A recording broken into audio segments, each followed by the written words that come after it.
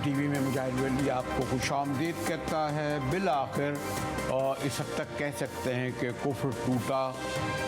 खुदा करके बड़ा तजस्सुस था, बड़ा प्रेशर था, इलेक्शन कमीशन सियासी पार्टियों का मुतालबा था और अब इलेक्शन कमीशन ने दावा किया है, इंकशाफ किया है कि इलेक्शन जनवरी 2024 में होंगे। जी हाँ, इलेक्शन जनवरी 2024 के आखिरी हफ्ते में होंगे। ये भी कहा गया है कि हल्का बंदियों की इब्तदाई फहरिस्त 27 सितंबर को लग जाएगी और 30 नवंबर 2023 को शाये कर दी जाएगी। जो भी इतराज़ एक महीने में होंगे और उसके बाद आप 54 दिन का एक प्रोसेस होता है। इस एतबार से जो है वो 7, 8, 24, 25 जनवरी तक इलेक्शन कमीशन के मुताबिक हो जाने चाहिए। वो कि अभी भी जो इलेक्शन कमीशन से पार्टियां मिली उनका इसरार है कि इलेक्शन 90 दिन में होंगे, लेकिन जो अब प्रोसीजर जो पेश किया गया है और जो बहरहाल ज़रूरी है और इसका मुतालबा ख़ुद पॉलिटिकल पार्टीज़ ने किया था कि हल्का बंदियाँ और उससे पहले मरदमशुमारी ज़रूरी है। हमारे साथ पीपल्स पार्टी के सीनियर रहनुमा फैसल करीम कुंडी साहब मौजूद हैं। शुक्रिया कुंडी साहब, आपने हमारे लिए वक्त निकाला। कुंडी साहब, आपकी पार्टी, तमाम सियासी पार्टियां 90 दिन पर इसरार कर रही थी, मुतालबा कर रही थी। सो बिल आखिर इलेक्शन कमीशन ने अब कहा है कि आखिरी हफ्ते में जनवरी के यानी इलेक्शन करा दिए जाएंगे। क्या रद्द-ए-अमल है? अभी भी आपका मौक़िफ़ कायम है 90 दिन वाला? बिस्मिल्लाहिर्रहमानिर्रहीम। कहते हैं कि कुफर टूटा खुदा करके जो है वो आज इलेक्शन कमीशन ने कह दिया कि हम इलेक्शन जो है वो जनवरी के एंड में कराएंगे। पाकिस्तान पीपल्स पार्टी की और पाकिस्तान पीपल्स पार्टी के चेयरमैन की पहले दिन से डिमांड थी कि इलेक्शन आइन के मुताबिक होने चाहिए। फिर हम जब सिंध से आ रहे थे रास्ते में जो उन्होंने पार्टी के दोस्तों के साथ मिलना था या फतेह खानियाँ करनी थी, तो उधर भी उनकी डिमांड थी कि इलेक्शन कम से कम बताएं तो सही इलेक्शन कब होने और साथ हमें शेड्यूल भी दें। तो इलेक्शन तो अब पता चला है कि डिविशन आया जिसमें उन्होंने कहा कि जनवरी के आखिरी हफ्ते में होगा। उस पर एग्जैक्ट डेट भी नहीं है और शेड्यूल भी नहीं है। तो हमारी डिमांड ये है कि हम इलेक्शन की डेट और साथ शेड्यूल दें कि क्या क्या कब इलेक्शन के नॉमिनेशन पेपर जमा होने हैं, कब स्क्रूटनिंग होनी है, कब फाइनल लिस्ट लगनी है, कब इलेक्शन सिंबल अलॉट होने हैं, सारी जो एक प्रोसेस है हमने उसका डिमांड किया है। उसके साथ साथ जो इलेक्शन की जनवरी के एंड में जो उन्होंने कहा है इलेक्शन कमीशन हमने करना है, इस पे पार्टी की सीसी की मीटिंग होनी है। पार्टी के चेयरमैन इस वक्त मुल्क से बाहर हैं, 1-2 दिनों में जब वो वापस आते हैं तो वो पार्टी की लीडरशिप की मीटिंग कॉल करते हैं, सीसी की मीटिंग कॉल करते हैं। फिर उसके ऊपर जो है आइंदा का जो हमारा लाएअमल है वो उसके ऊपर जो है वो हम डिसाइड करेंगे। लेकिन आप ये समझते हैं कुंडी साहब कि काफ़ी सियासी पार्टियों को मरदमशुमारी के हवाले से भी तहफ़्फ़ुज़ात हैं और उस एतबार से हल्का बंदियों के भी ये जो मुकर्रर तारीख़ है जो दी जा रही है 1 महीने की, इसमें मुकम्मल हो जाएगा? क्योंकि अगर ये प्रोसेस पूरा हो जाता है फिर उसके बाद 54 दिन लगते हैं, तो ये वही बहाना फरवरी का पहला हफ्ता ही हो जाए या जनवरी का आखिर हो जाए। लेकिन आप समझते हैं कि उसके बाद पार्टियां जिनका हमेशा एतराज़ रहता है हल्का बंदियों पर, उससे मुतमईन हो जाएंगी और आप भी?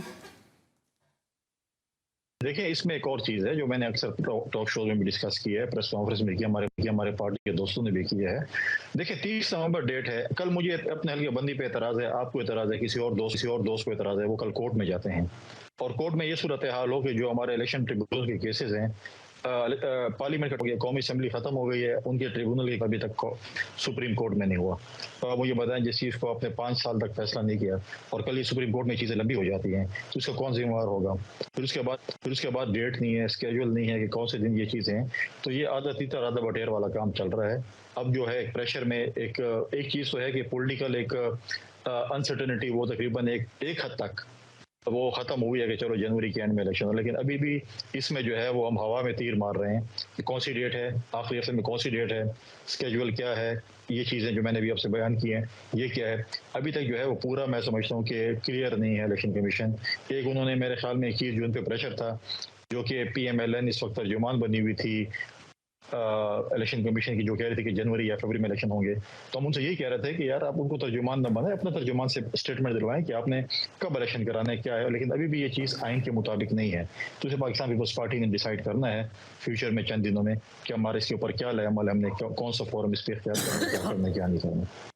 कुटी साहब, ये भी अजीब इत्तेफाक नहीं कि जहाँ इलेक्शन कमीशन ने आज तारीख दी है, अब कहा जा रहा है कि जनाब उन्होंने जो हमारे जस्टिस बंदियाल साहब फैसला करके गए थे उसकी रोशनी में 1800 जी 1800 नैब के केस दोबारा खोल दिए गए हैं।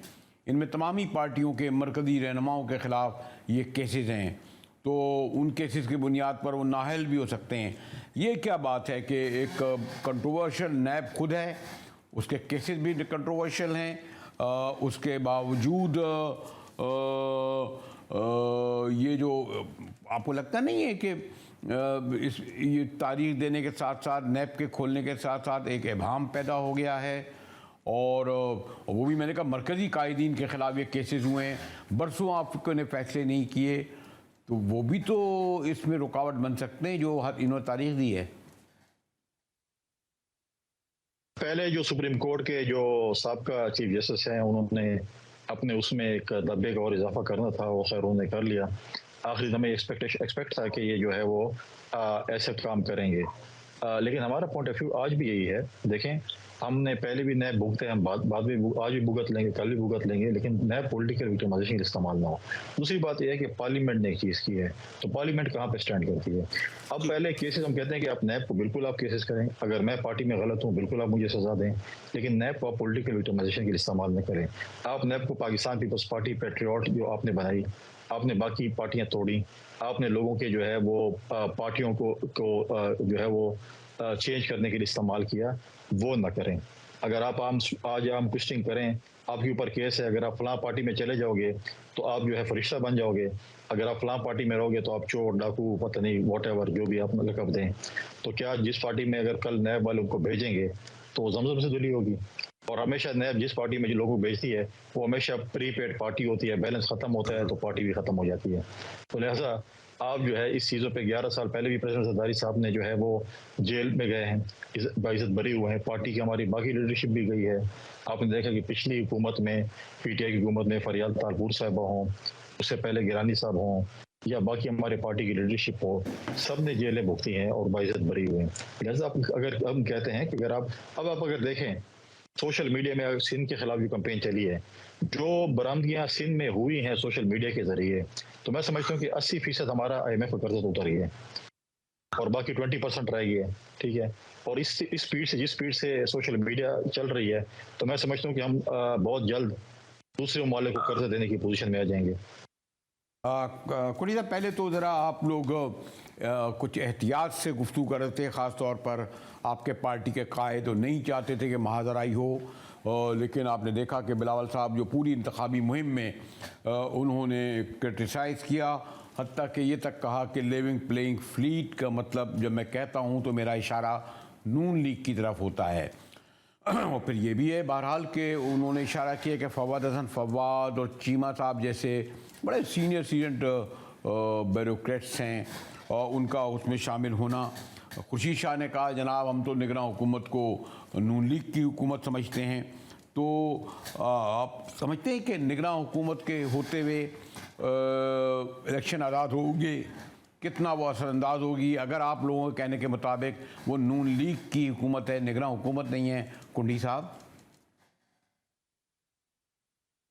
देखिए, बात यह है कि हम जब बैठते हैं, हमारी पार्टी की सीनियर लीडरशिप की मीटिंग होती है, CC की मीटिंग होती है, जो चीज़ें भी होती हैं, उसमें नॉर्मली पार्टी की तरफ से कंप्लेंट्स आती हैं।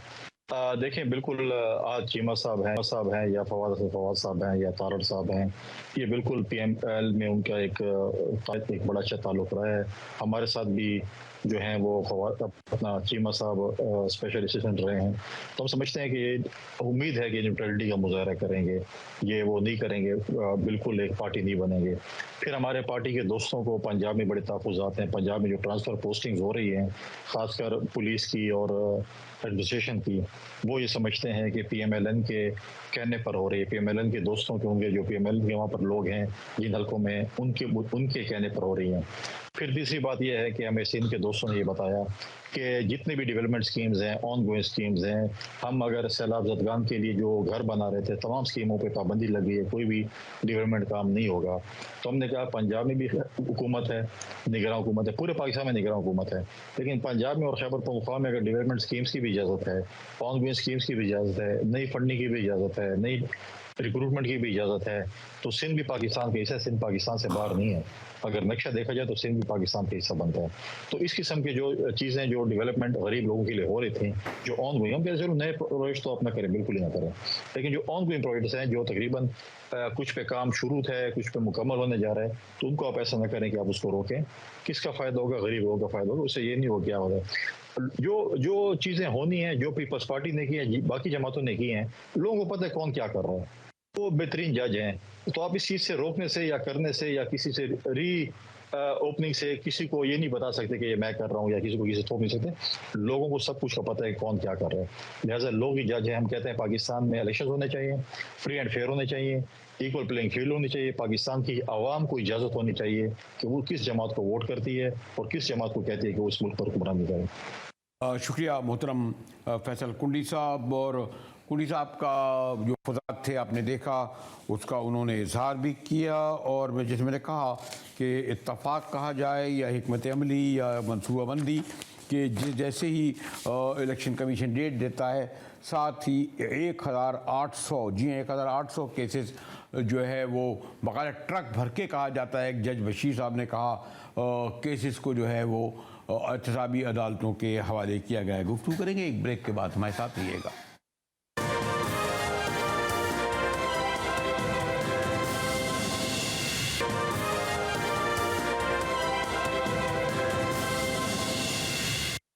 टीवी में एक बार फिर मुजाहिर बेलवी आपको खुशामदीद कहता है। और वो जो कहा जा रहा था कि जनाब जाते जाते पनी छक्का या धचका या बल्ला मार गए, वो बहरहाल जस्टिस बंदियाल साहब ने किया। और वो जो बिल पास किया था पार्लियामेंट ने, प्रोसीजर का बिल के जिसमें इख्तियारात ले लिए गए थे सुप्रीम कोर्ट से, उसने एक बार फिर जो नैब तरमीम बिल था ख़ास तौर पर, और फिर बाकी बहुत सारी चीज़ें थी, लेकिन मेन जो था वो ये था कि नैब में की कोई 9 में से 8 सिफारिशात जो हैं शिकें जो थी तब्दील कर दी गई। और अब बंदियाल साहब के खुलने पर सुप्रीम कोर्ट के हुक्म पर आज खबर आई है कि 1800 केसेस, जी 1800 केसेस, बाकायदा एक जज बशीर साहब ने कहा कि कोई 2 ट्रक भर के जो है ये केसेस जो हैं वहाँ पर पहुँचे हैं, अदालतों में पहुँच गए हैं। और इसमें अक्सरियत पीपल्स पार्टी नून लीग के मरकज़ी रहनुमाओं की है, नवाज शरीफ साहब की, शहबाज शरीफ साहब की, जरदारी साहब, अब्बासी साहब, डार साहब, बड़ी लंबी फहरिस्त है। फिर PTI के भी मरकज़ी रहनुमा शामिल हैं बिला इस्तिस्ना। जैसे मैंने कहा कि 1800 केसेस खुल गए हैं। ये अलग देखना है कि ये वो केसेस हैं जो बरसों से ज़ेर अल्तवा थे, इनमें लोग जेलों में भी गए, फवाद हसन की मिसाल है, रिहा भी हो गए बाइज़्ज़त। और अब जो ये दोबारा खोलना है कैसे वक्त में जब इलेक्शन आ रहा है, बहुत बड़ा सवालिया निशान बन गया है। और इसको कुछ रिलेट मियाँ साहब की वापसी से भी किया जा रहा है। ये जो शहबाज शरीफ साहब अचानक रवाना हो गए लंदन, कि क्या इससे असर पड़ेगा इन कैसे खुलने से। हमारे साथ बड़े सीनियर सीजन लॉयर भी हैं, प्रोसिक्यूटर रहे हैं, मुमताज़ साहब। आसिफ साहब शुक्रिया आपने वक्त निकाला। बंदियाल साहब का जो फैसला था और बेशुमार मुतनाज़ा फैसले करके गए, ये फैसले खोले गए, ये जो के नैब के खोले गए हैं, क्या इस फैसले को ख़िलाफ़ यकीन, जैसे मैं उस पर बाद में आऊँगा, इस पर भी कोई स्टे लिया जा सकता है, दरख्वास्तदार को जा सकता है कि बंदियाल साहब को हक़ नहीं था कि आखिरी दिन ये इस तरह का कोई मुतनाज़ा फैसला करके जाते। आसिम देखिए, इसमें दो पहलू हैं। कानूनी पहलू ये है कि जो supreme court practice and procedure act है 2023 का, उसमें रिव्यू का जो दायरा कार है उसको वाइडन कर दिया। अब उसमें नो डाउट कि बेंच की जो कॉन्स्टिट्यूशन है, पर्टिकुलरली जो आईनी दरखास्तें हैं, जैसे आर्टिकल 184 सब आर्टिकल 3 के तहत ये दरखास्त दायर हुई थी, जिसमें नैब तरामीमी ऑर्डिनेंस को चैलेंज किया गया था। अब बेंच की कॉन्स्टिट्यूशन पे सवाल उठता है, तो ये मेरी राय में, कानूनी राय में, ये बेंच और इसका जो फैसला है कलअदम इसलिए नहीं हो सकता। आपको याद होगा कि इफ्तिखार चौधरी साहब ने जो डॉक्टर मुबशिर हुसैन केस में एनआरओ और उससे मुत्तसिल तमाम जो इकदाम हैं उनको गैर आईनी करार दिया था, और उसमें बल्कि वो एक वाहिद जजमेंट है पाकिस्तान की, जो मैं समझता हूँ जुडिशल हिस्ट्री की, जिसमें 106 जजेस जो सर्विंग जजेस से हाई कोर्ट्स में, उनको घर जाना पड़ा, बल्कि इस्लामाबाद हाई कोर्ट भी खत्म हो गई। ये अलग बात है कि वो 18वीं तरमीम के बाद दोबारा इस्लामाबाद हाई कोर्ट को बना दिया गया। अब सवाल ये उठा लीगल के उन जजेस के जो 106 जजेस चले गए थे, उनके फैसलों का क्या बनेगा? तो लॉ में एक डॉक्ट्रीन है, de facto doctrine. De facto का मतलब है कि इन फैक्ट। तो मैं समझता हूँ, कानूनी जो मेरी राय है, कि डी फैक्टो डॉक्ट्रीन पे ये फैसला महफूज रहेगा।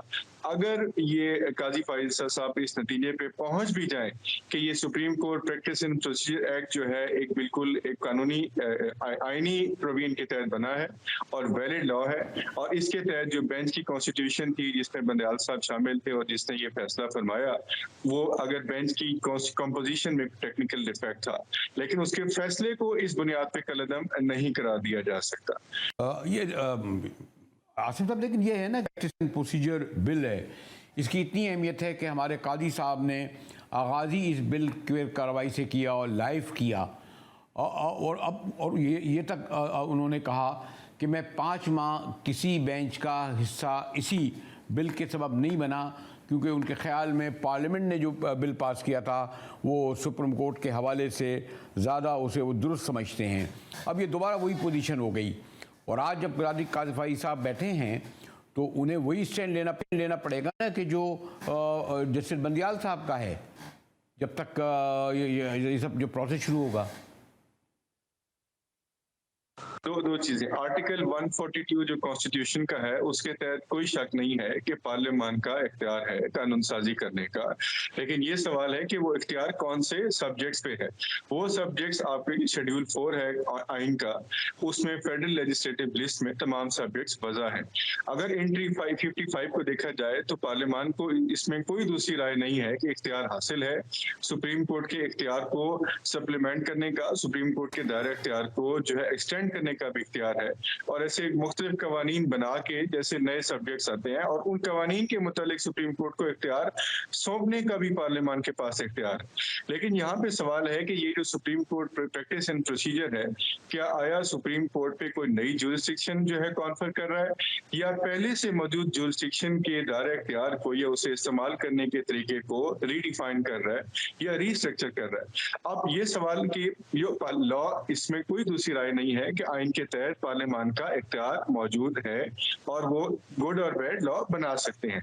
उसकी वायरीज, उसकी लीगैलिटी, उसकी वेरासिटी, ये आया वो कानून अल्ट्रा वायरीज है या नहीं है, उसका इख्तियार सुप्रीम कोर्ट के पास मौजूद है। यहाँ पे क्योंकि ये जो supreme court practice and procedure act है 2023 का, जब ये प्रेसिडेंट साहब ने साइन भी नहीं किया था, तभी ये पिटीशन सुप्रीम कोर्ट में आ गई थी। फिर उस पर एक इंटरिम ऑर्डर भी पास हुआ, और उसके बाद जब ये एक्ट बन गया, उस एक्ट की वायरीज पे सुप्रीम कोर्ट ने अब फैसला सादिर फरमाना है।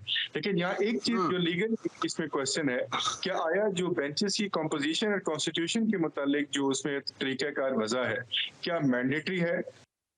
नहीं, उससे भी ज़्यादा अहम बात यह है ना कि जो आज खबर, ये 1800 केसेस बाकायदा 2 टिरकों में भर के जो है एहतसाब अदालतों में पेश किए गए। ये वो केसेस हैं जिनमें लोगों ने बहुत सारी सजाएं भी भुगती हैं, साबित नहीं हुआ। ये वो केसेस हैं जिनसे बरसों से फैसला भी नहीं हुआ। रिकवरी भी जो है वो बहुत ही, अगर आप कंपेयर करें असासों से, बहुत कम है। अब फिर इन्होंने भेज दिया, फिर ये केसेस चलेंगे, फिर लोग शायद पकड़े जाएं, फिर रिहा हो जाएं। तो पता है क्या दोबारा इस ज़रूरत है, ये जो नैब ने जो एक पेंडोरा बॉक्स खोला है। देखिए, बिल्कुल आपकी बात दुरुस्त है, ऐसे बेशबहा केसेज़ हैं, खालिसतन नैब की हिस्ट्री को देख लीजिए, तो वो साल हर साल चलते चले आ रहे हैं और इसमें सज़ा ना हो के भी लोग सज़ा काट चुके हुए हैं। 5-5, 6-6 साल लोगों ने जेल काटी, बिल आखिर कुछ बरी हुए, कुछ के केसेज़ जो है वो अदम इख्तियार की वजह से एहतसाब अदालतों ने इसी तरमीमी कानून की बुनियाद पे वापस दिए। तो ये बिल्कुल मैं आपकी बात से मुत्तफ़िक हूँ कि एक तरीक़ाकार और एक वक़्त जो है वो बिल्कुल फ़िक्स होना चाहिए। लेकिन इस वक़्त का जो इख्तियार है वो नैब के पास नहीं है। ये तो या तो ऑनरेबल सुप्रीम कोर्ट उसी जजमेंट में लिख देती कि जो केसेस वापस जा रहे हैं क्योंकि अब तरमीम के कुछ हिस्से कलअदम हो गए, तो अब एक खास वक्त में दौरानिए में इन केसेस का फैसला होना चाहिए। चेयरमैन नैब या नैब इटसेल्फ के पास इख्तियार कतई नहीं है कि एहतसाब अदालत को ये इंस्ट्रक्शन दे या इस्तदा तो कर सकते हैं, लेकिन हुक्म नहीं कर सकते कि आप एक खास दौरानिए में इसका फैसला करेंगे। लेकिन ये बात बिल्कुल मैं समझता हूँ ये करीना इंसाफ भी होगी और होनी चाहिए कि जितने केसेस भी हैं वो इर्रिस्पेक्टिव की चीटिंग पब्लिक एट लार्ज के हैं, इख्तियारात के नाजायज इस्तेमाल के हैं, एसेट्स बियॉन्ड मींस के केसेस हैं, सब केसेस का फैसला जो है वो जितना जल्द से जल्द हो सके होना चाहिए और जो लोग जिन्होंने वाकईतन जुर्म किया उनको सजा मिलनी चाहिए। लेकिन आसिफ साहब एक और भी तो है ना कि बहुत, चले मैं एक पर्टिकुलर मिसाल देता हूँ, और वो माशाल्लाह बड़े प्रोफेशनल किस्म के सीजन ब्यूरोक्रेट्स हैं, फवाद हसन फवाद, फिर आहद चीमा साहब को भी कह दें, 2 साल सदा काटी, बाइज़्ज़त बरी हो गए, माशाल्लाह इस वक्त प्राइवेटाइजेशन के वो वज़ीर हैं। तो ये तो बहुत बड़ा मजाक है और बल्कि काबिल ताज़ीर है कि वो जो जो ये केस चलाते रहे फवाद हसन फवाद पर, उन पर भी तो मुकदमा चलना चाहिए कि आपने एक केस में साबित नहीं कर सके। आज वो वज़ीर आज़म हैं, निगरान हुकूमत का हिस्सा हैं, वज़ीर हैं। तो इस तरह के बेशुमार केसेस हैं ना, लेकिन इसमें उसके बावजूद नैब का ये सरार है, जैसे मैंने कहा ये दोबारा उन्होंने पेंडोरा बॉक्स खोला। देखिए, इसमें कोई शक नहीं, बहुत से अवामिल कार फरमा होते हैं, प्रोसिक्यूशन का भी कसूर होता है। प्रोसिक्यूशन बर वक्त अगर अपने केस को ना चला सके या स्पीडी ट्रायल ना करवा सके तो फिर कानून में बहुत से शिकम और बहुत सी जो तरामीन वक्तन फवक्तन आती हैं, उसका फिर सेटबैक इसी सूरत हाल में आपको मिलता है। तो जहाँ तक केस के मेरिट्स का सवाल है, देखिए ऐसे बहुत से केसेज हैं जिसमें शहबाज शरीफ साहब का मनी लॉन्ड्रिंग केस है, फवाद हसन फवाद साहब का एसेट्स बियॉन्ड मींस का केस है और बहुत से इसके अलावा केसेज हैं जिनको टेक्निकल बेनिफिट मिला तरमीमी ऑर्डिनेंस की तरमीमी एक्ट की बुनियाद पे। अब क्योंकि वो तरामीम सुप्रीम कोर्ट ने चंद पहलुओं पे कलअदम करार दे दी, तो ऐसे बहुत से केसेस इवन जिसमें लोगों को मफाद पहुंच भी चुका, क्योंकि वॉइड एब इनिशियो है, तो वो केसेस दोबारा उसी स्टेट से खोले जाएंगे जहां से वो रिटर्न या वापस हुए थे। ये भी तो आसिम साहब बात है। वैसे मैं आपको पॉलिटिकल मसाइल में नहीं उलझाना चाहता। बड़े ज़ोर शोर से तैयारियां होनी थी मियां साहब की वापसी के लिए। इंशाल्लाह 21 अक्टूबर को उनके तर्जुमान दावा भी कर रहे हैं उनकी वापसी का, लेकिन अचानक आपने देखा कि शहबाज शरीफ साहब चले गए। तो क्या आपको लगता है कि नैब के जो केसेस खुले हैं उसके बाद मियां साहब की वापसी, वैसे तो हमारी दुआ है कि आएँ, मशकूक हो गई है? बिल्कुल मशकूक हो चुकी है। देखिए, उनके पास रास्ता एक ही था।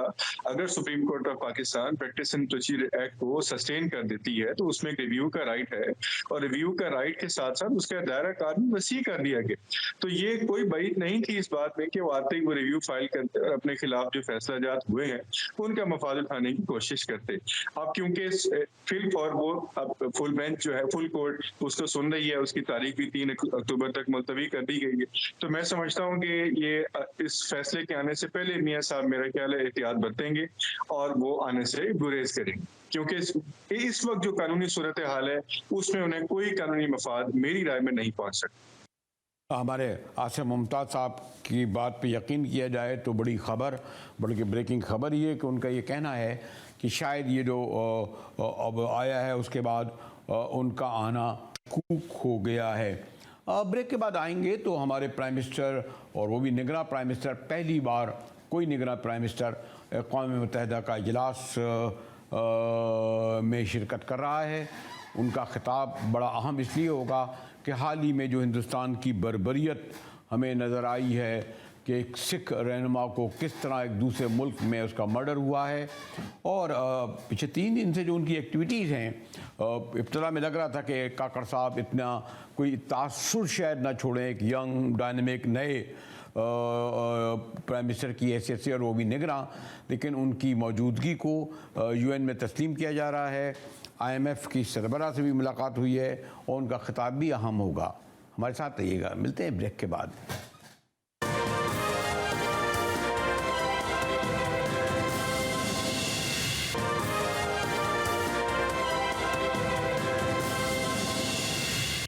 GTV में मुजाहिर बिल भी आपको खुशामदीद कहता है। सितंबर के महीने में जनरल असम्बली का इजलास हर एतबार से बड़ा अहम होता है और ये इजलास इसलिए भी अहम है कि ख़ास तौर पर एक तो हमारे निगरां वज़ीर आज़म यानी कोई निगरां वज़ीर आज़म पहले इस इजलास को अटेंड कर रहे हैं और वो भी एक ऐसे मौके पर जब भारतीय जारियत दहशतगर्दी का जो सफ़ाकाना वाक़या कनाडा में हुआ, खालिस्तान के रहनुमा को जिस बहीमाना तरीके से कत्ल किया गया, उनके रॉ के जो चीफ थे उन्हें निकाला गया।